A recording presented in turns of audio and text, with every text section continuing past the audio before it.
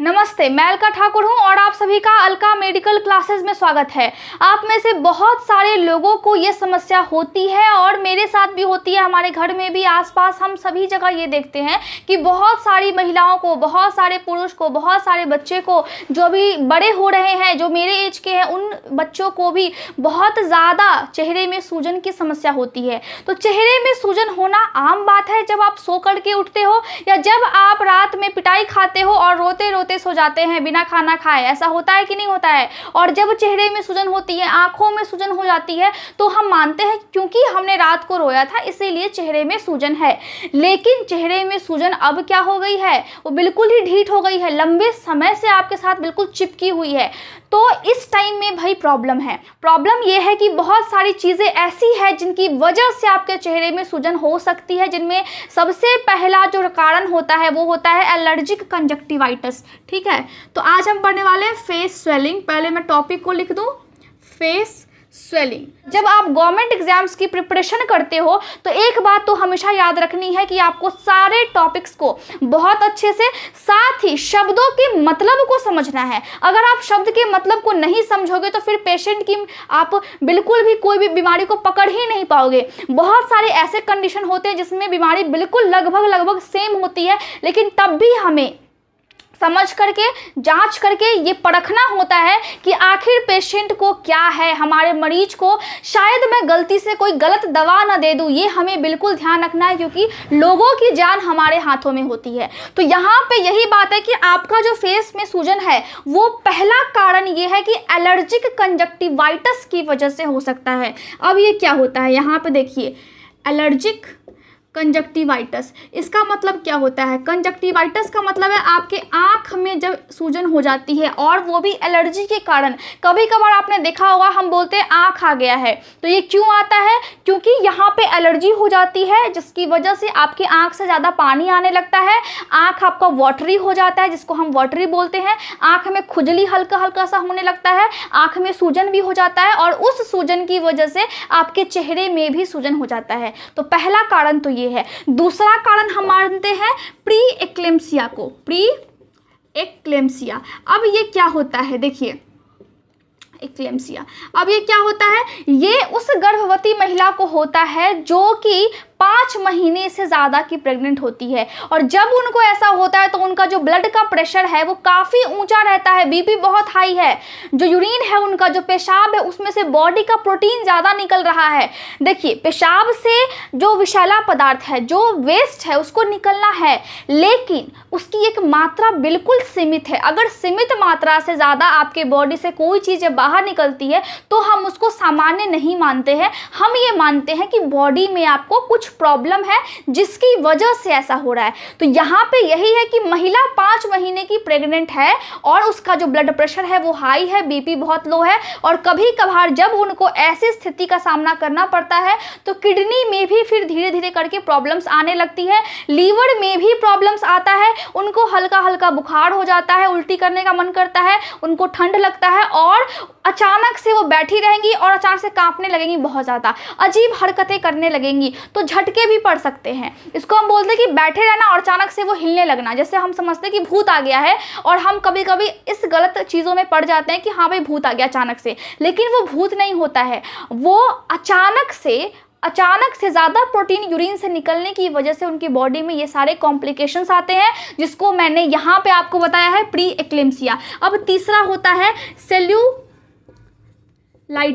इसका मतलब होता है कि जब भी आपने नोटिस किया होगा कि आपका स्किन या फिर कहीं से आपका पैर का, हाथ का स्किन जब कट जाता है तो कुछ बैक्टीरिया होता है जो कि उस कटे हुए से आपके बॉडी में घुसता है और फिर घुस करके आपके स्किन में फिर से वो इन्फेक्शन फैलाता है और जब वो इन्फेक्शन फैलाता है तो आपका जो स्किन है वो काफ़ी लाल हो जाता है। स्किन देखने में ऐसा लगता है कि जैसे मुर्गे को हम छील देते हैं, जैसे काटने से पहले, उसको हलाल करने से पहले हम क्या करते हैं, उसके पूरे पंख को निकाल देते हैं और वो बिल्कुल चिकना एकदम लाल कलर का हो जाता है, वैसे ही हमारा स्किन हो जाता है सेल्यूलाइटिस के केस में। और इसके बाद उस पेशेंट को जिसको ऐसा हुआ है उसको फिर बुखार लगता है, उसको फिर ठंड लगती है और उसका जो स्किन है वो काफ़ी क्रैक हो जाता है उसमें और फिर उसमें से फिर खून निकलने लगता है। अब चौथा कारण क्या है जिसकी वजह से आपके फेस में सूजन होती है? तो जब भी आपको सेलुलाइटिस होगा, जब भी आपको प्री एक्लेम्सिया होगा और एलर्जिक कंजक्टिवाइटिस होगा, तब आपके चेहरे में सूजन आएगी। अब ये सभी चीज़ों की वजह से भी सूजन आती है और मैं उम्मीद कर रही हूँ कि चेहरे की सूजन को आप सामान्य नहीं लेंगे। अगर लंबे समय से है तो ये प्रॉब्लम हो सकती है और आपको फिर डॉक्टर के पास जाना है, क्योंकि ये नॉर्मल नहीं है। अब चौथा ये हो सकता है एक्टिनो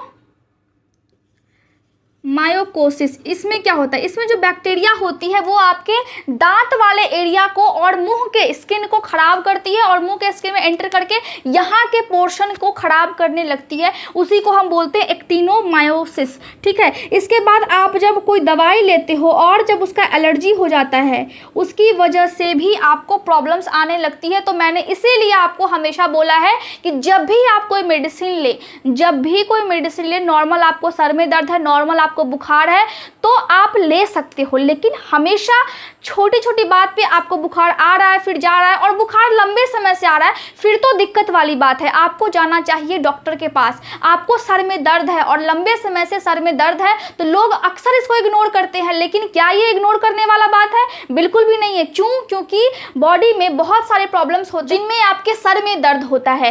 तो इन प्रॉब्लम्स की वजह से आपके सर में भी दर्द हो सकता है, आपके फेस में भी सूजन हो सकती है। तो जब भी कोई ड्रग्स, कोई मेडिसिन, कोई दवाई का एलर्जी हो जाएगा आपके बॉडी में, तो फिर आपके फेस में सूजन आना शुरू हो जाता है और लंबे समय तक रहता है। इसके अलावा अगर कोई फूड का एलर्जी हो जाए, खाने का एलर्जी, तो जब फूड एलर्जी हो जाती है उसको हम बोलते हैं एंजियोएडिमा।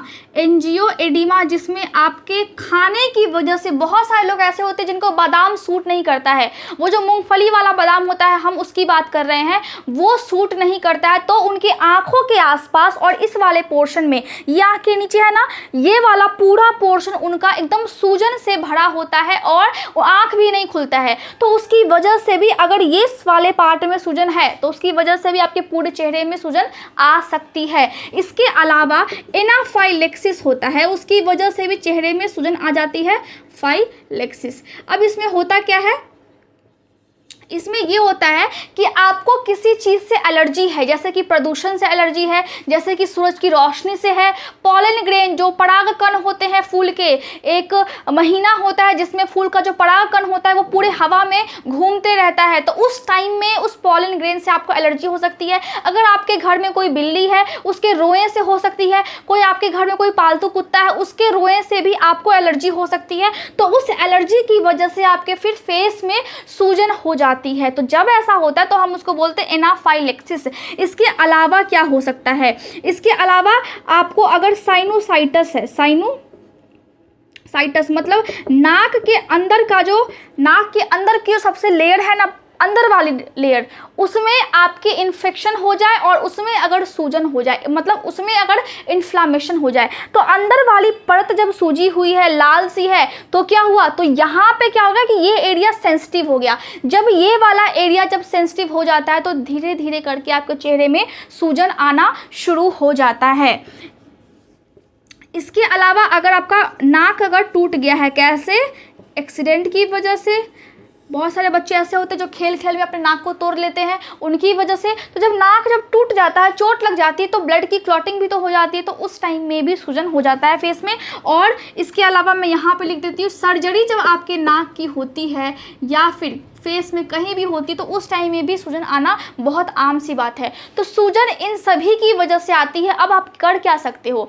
सूजन आपको ना आए इसके लिए, अगर आपको लगता है कि आपकी बॉडी में कोई दिक्कत है तो आप जा करके डॉक्टर को दिखवाओ। अगर आपको लगता है कि आपको सांस लेने में नहीं बन रहा है तो जा करके आप डॉक्टर को दिखवाओ। अगर आपको लगता है कि आप बिल्कुल सही खान पान है आपका और कोई दिक्कत नहीं है, लेकिन तब भी आपको सांस लेने में दिक्कत है, तो फेफड़े में प्रॉब्लम हो सकती है, तब भी आपको पेशाब बार बार आता है, फिर बहुत कम आता है, तब भी आपके किडनी में प्रॉब्लम हो सकती है, उसकी वजह से भी आपको सूजन होता है। साथ ही आप हाइड्रोकॉर्टिसोन क्रीम आप अप्लाई कर सकते हो, हाइड्रोकॉर्टिसोन क्रीम को अप्लाई कर सकते हो। और आप कोल्ड पैड से सेक सकते हो, मतलब आप बर्फ़ से सेक सकते हो। ऐसा नहीं कि बर्फ़ लेकर के सीधे मुंह पे लगा लेना है, ऐसा नहीं करना है। आपको उस बर्फ़ को किसी कपड़े में रखना है और फिर जा करके हल्का हल्का सेकना है, जितना आप बर्दाश्त कर पाओ, ठीक है। तो इन सभी चीज़ों को आप कर सकते हो, लेकिन साथ में ही आपको ध्यान रखना है कि आप जो भी चीज़ें कर रहे हैं और उसकी वजह से अगर आपके बॉडी पर इफ़ेक्ट पड़ता है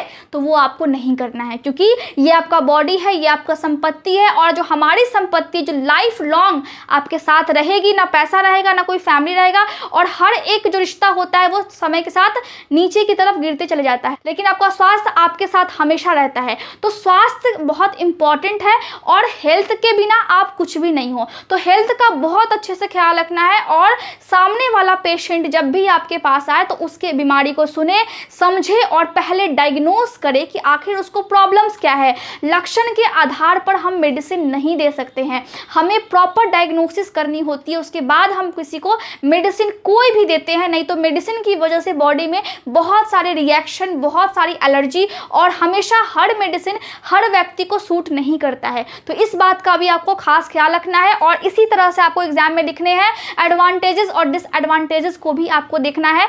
और मैं समझती हूँ कि आज का लेक्चर आपको बहुत अच्छे से समझ में आ गया होगा। Thank you so much.